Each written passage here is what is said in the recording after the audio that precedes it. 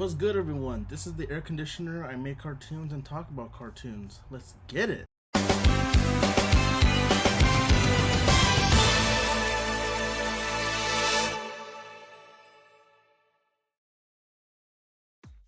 So, recently I watched the show Velma because I thought it was going to be good, considering the trailer at least.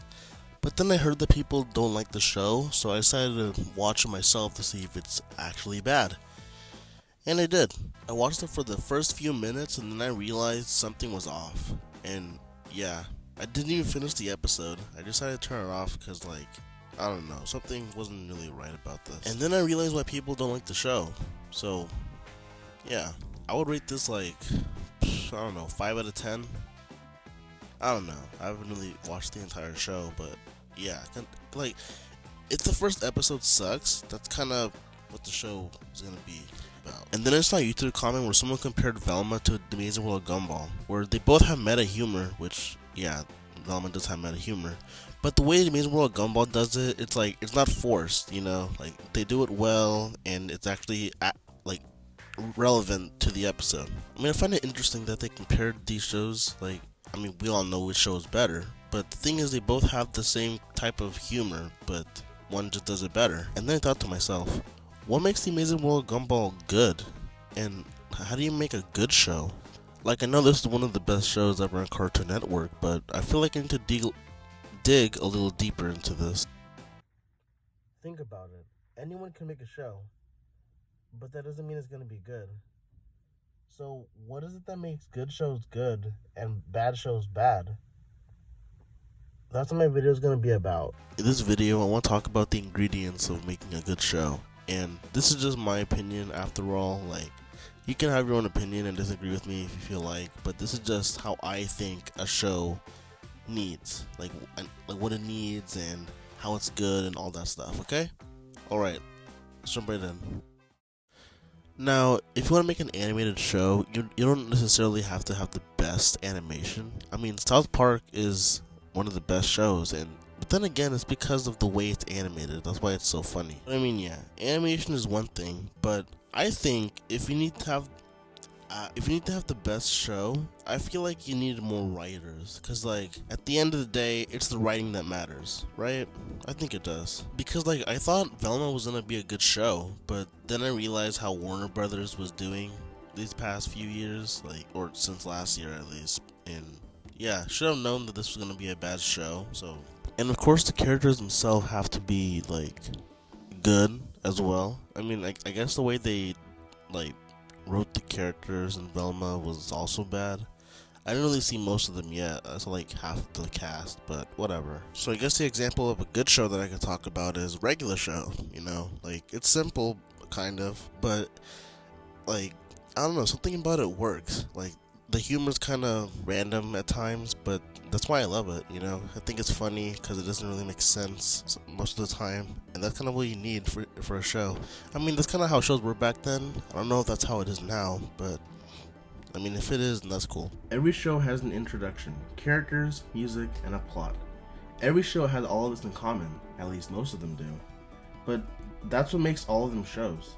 This is usually what every show has, but in order to actually make a show, you need to have more than just the bare essentials. I feel like the most important thing you need in a show is the writers, because animation is one thing, but if you look at shows like Velma, it's the writing that matters at the end. So yeah, like I said before, you just need writers. And then there's storyboarders, which they're in charge of what the show is gonna be like in sequence, like the shots and the scenes and all that stuff. And then there's the animators who actually animate the show. And then there's voice actors who voice the characters. You don't need actors for all the characters. If you look at some characters in some shows, some of them don't talk, but that's fine. But the voice actors basically do the voices for the characters, and sometimes they need voices for the personalities. And like I said, some don't, but that's okay. There are 3 types of characters. They're the main characters, side characters, and well, I guess that's it.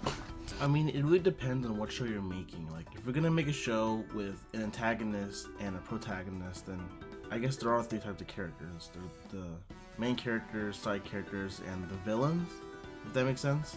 If you want to design characters, you need to have an overall design on what they're gonna look like and act like. But you also need to make the characters matter. You can't just make a character and call it a day. Give them a reason why people care about them and why they exist, you know? Like, usually some characters have a backstory so we can know who they are and why they are this way.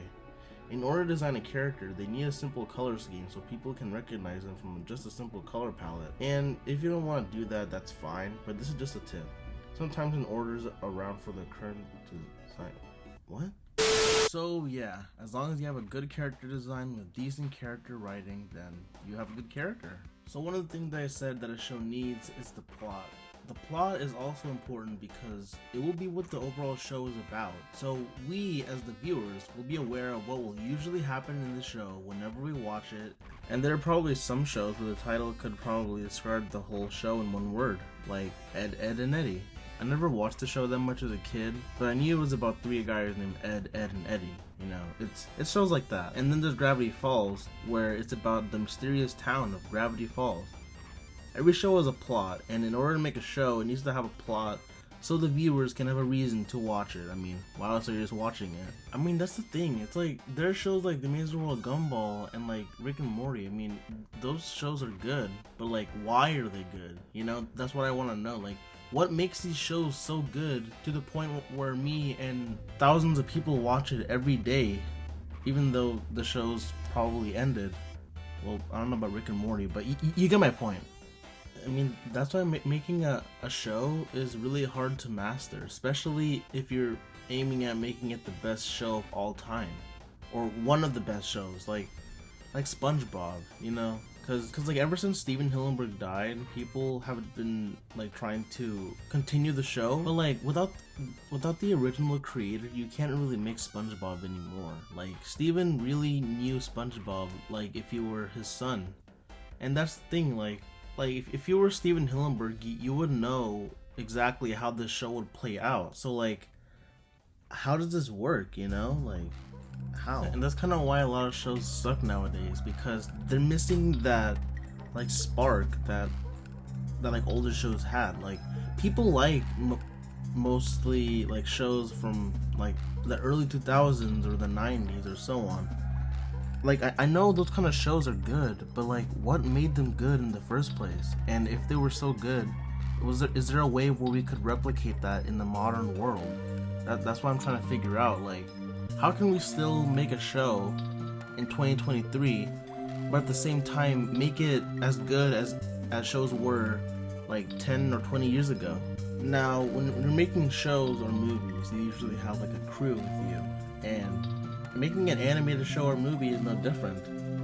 The key to success is to have a creative mind, but also a group of people with more creative minds, a crew to work on the show together.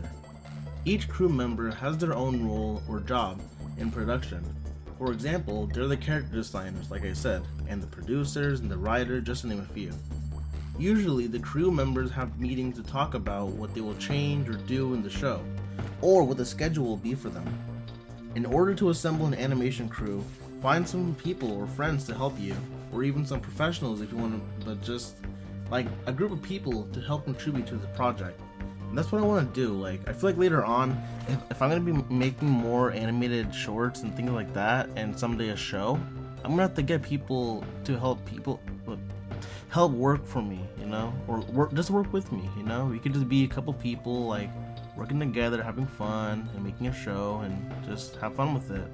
That's kind of what I want to do. Maybe like I could start off on YouTube, and then like we could like be in a studio together, or who knows. It just would be nice to do something like this, like for real. Well, let me get my notes. Well, I guess that's it. This was a good video to talk about like how making a show works, at least in my perspective. Like, yeah, I'm still like a rookie animator trying to figure out how animation works, and hell, just learning how to make a show, like learning how a show works is what I meant. And yeah, hopefully like in another video I'll talk about like the differences between good shows and bad shows, and like how they contrast in a way. So yeah, this was a good video, and I hope you enjoyed it. Like and subscribe, that kind of deal, and I'll see you later.